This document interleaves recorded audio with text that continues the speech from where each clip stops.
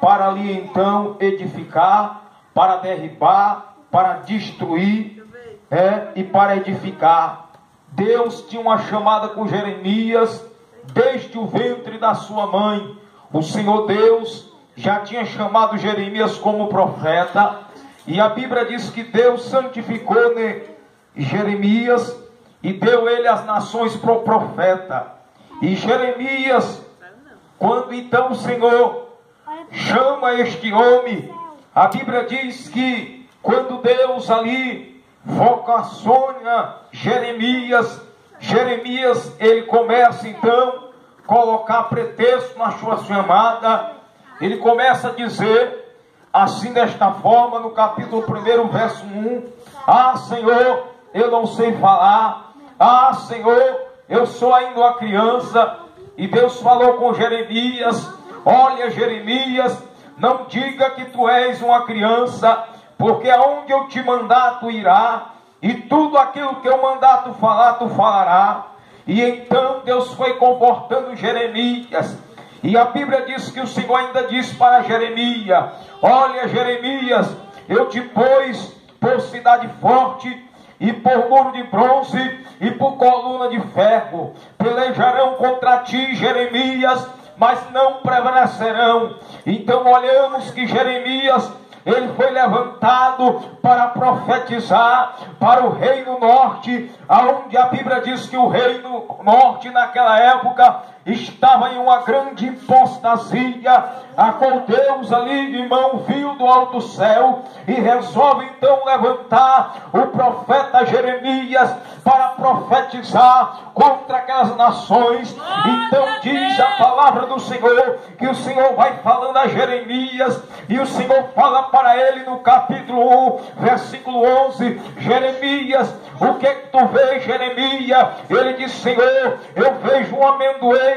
Veste bem, Jeremias, porque eu velo a minha palavra cumprir. A amendoeira simboliza que é a primeira árvore a dar no verão, simboliza que Deus tinha pressa na chamada de Jeremias, simboliza que Deus tinha algo na vida de Jeremias a tratar, e era urgentemente na chamada de Jeremias. Então, louvado seja o nome do Senhor. Deus levanta este homem como instrumento, como uma coluna de ferro, como um muro de bronze, como uma cidade forte, aonde ia pelejar contra Jeremias. Observamos que Jeremias, ele começa então a pregar para o povo, ele começa então a profetizar, e a Bíblia diz que na medida que Jeremias vai profetizando, o povo não dá crédito, o povo ali então começa a criticar Jeremias, o povo então começa então a perseguir Jeremias, e Deus então levanta Jeremias contra os sacerdotes, contra os governadores, contra os príncipes daquela época, contra os magistrados, contra todo o exército daquela época. Mas olhamos que Jeremias, ele confiou na interina palavra a qual o Senhor tinha falado no seu início do seu ministério, e a Bíblia diz que então Jeremias ali, ele começa a profetizar para Judá e para Jerusalém. Louvado seja o nome do Senhor. Então Deus chega ao ponto de usar Jeremias de uma forma que ele diz: olha, assim a minha palavra que eu prego é como martelo que esmiuça a penha e como fogo que queima a palha. Então assim era a palavra que Jeremias pregava. Louvado seja o nome do Senhor. Isso simboliza o quê?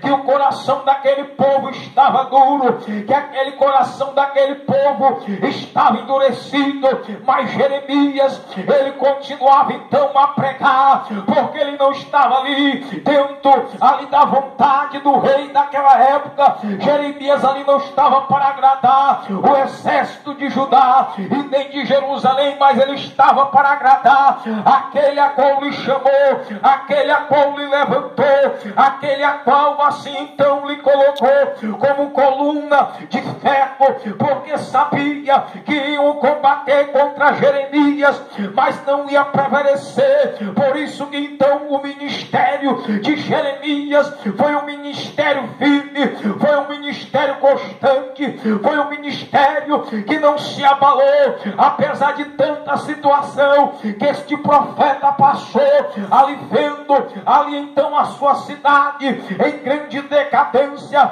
mas ele não desistiu então de pregar a palavra do Senhor. A Bíblia diz então, igreja, que por causa das mensagens de Jeremias, que era mensagem de alerta, que era mensagem de exortação, que era mensagem de conserto, e a Bíblia diz que então naquele exato momento, bendito seja o Deus de Israel, que naquela hora eles resolvem então ali fazer uma conspiração contra o profeta Jeremias. A Bíblia diz que eles pegam Jeremias e pega ele ali, leva então para o pátio da guarda e coloca então Jeremias ali no pátio da guarda. E quando passa mais alguns dias ali, então eles pegam Jeremias e agora então resolve levar então agora para o calabouço, para uma cisterna. E a Bíblia diz que eles pegam Jeremias, por Jeremias então profetizar, e lança ele ali dentro de uma cisterna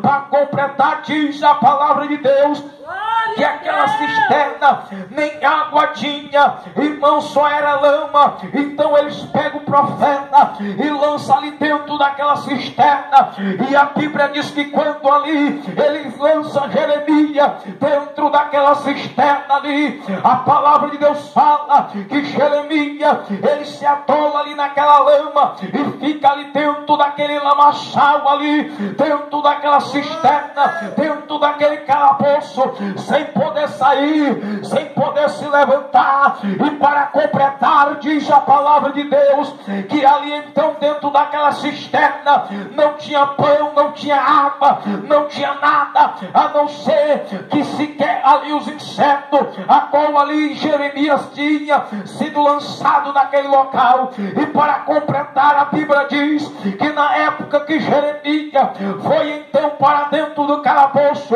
a terra estava ali passando por uma grande escassez de pão, por uma grande escassez de água. Então diz a palavra de Deus, lá está então o profeta de Deus, a qual Deus tinha levantado para profetizar, para pregar então contra as nações. Aonde estava então Jeremias?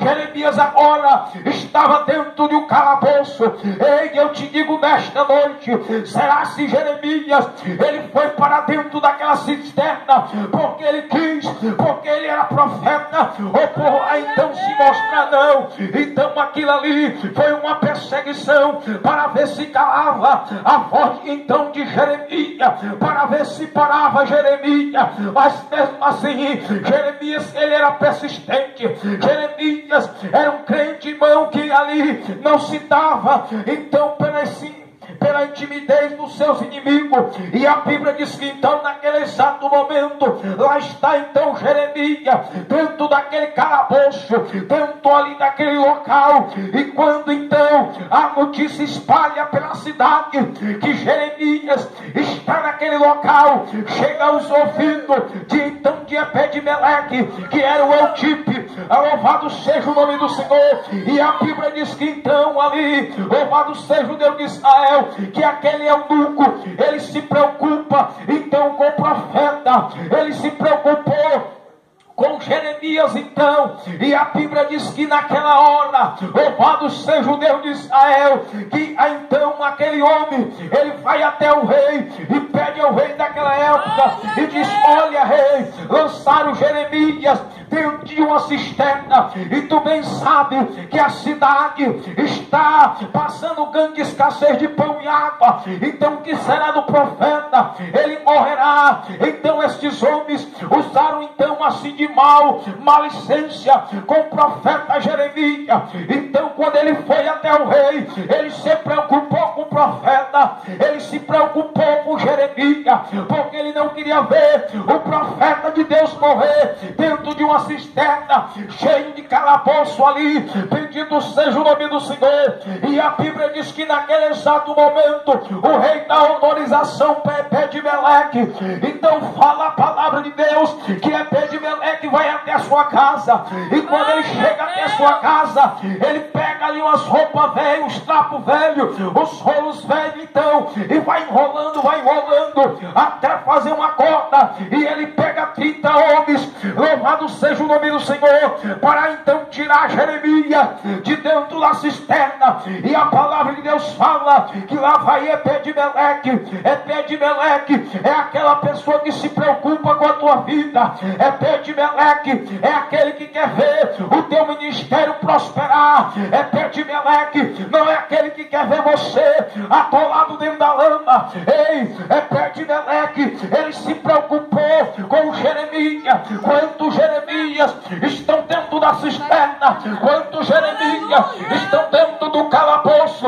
Quantos Jeremias estão com seu ministério atolado na lama? Ei, mas Deus está movendo as águas para preparar Ebed-Meleque, o ajudador, o amigo, o companheiro, o Espírito Santo de Deus que quer te levantar, o Espírito Santo que quer te levantar desta lama. Ei, a Bíblia diz no livro de Salmo, capítulo 40, versículos 3 em diante, que Deus ele tira o homem do charco de lodo e firma os seus pés sobre a rocha. E a Bíblia diz que então, que ainda de Deus tirar do charco de lodo e firmar os pés na rocha, ele coloca um novo cântico. Que novo cântico é esse? Este novo cântico que fala a palavra de Deus no livro de Salmo, que é um novo cântico em adoração ao Senhor.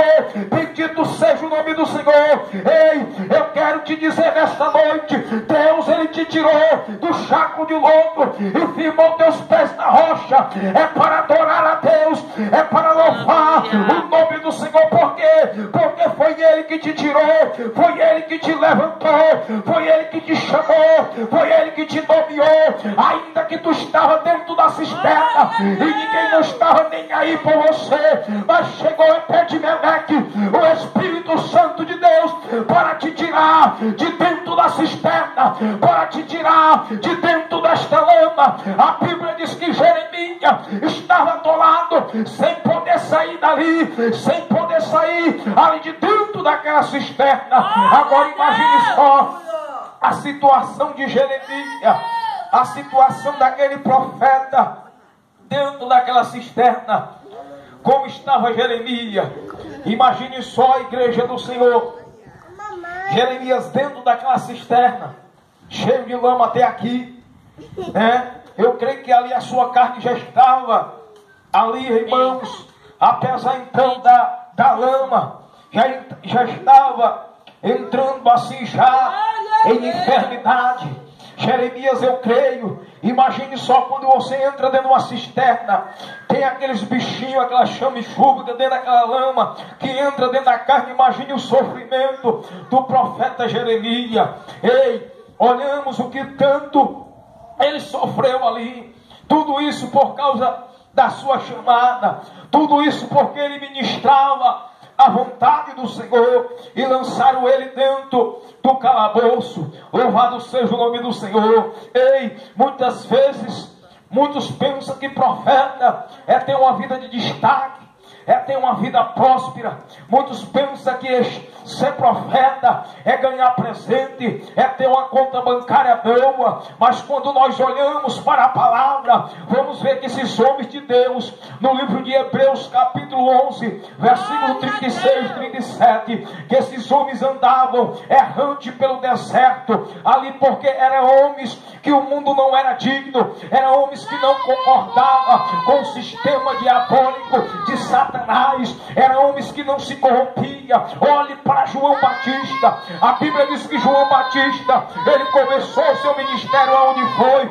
Não foi na sinagoga, não. Foi às margens, às ribanceiras do Rio Jordão, pregando a palavra de Deus. Então ali, observe o profeta Elias. O profeta Elias, ele não concordava com a apostasia daquela época. Ele não concordava com o rei Acabe ali, e nem com todo Israel diante de Baal ali. É por isso que então o profeta Elias só vivia nos montes, no deserto, nas cavernas. Sabe por quê? Era por causa da causa do Senhor, era por causa da palavra de Deus. Então eu te digo nesta noite, você pode sofrer naquilo que você fala, você pode sofrer naquilo que você prega,